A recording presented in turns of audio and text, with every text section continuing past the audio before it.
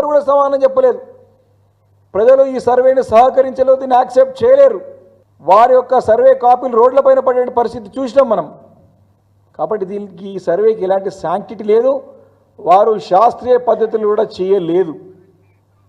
అంతగా అది కాకుండా ఈ యొక్క బీసీ వర్గాలకి రిజర్వేషన్స్ రాజకీయంగా కల్పించాలన్నా ఖచ్చితంగా సుప్రీంకోర్టు నిబంధనల ప్రకారం ట్రిపుల్ థ్రెస్ట్ పాస్ కావాలా.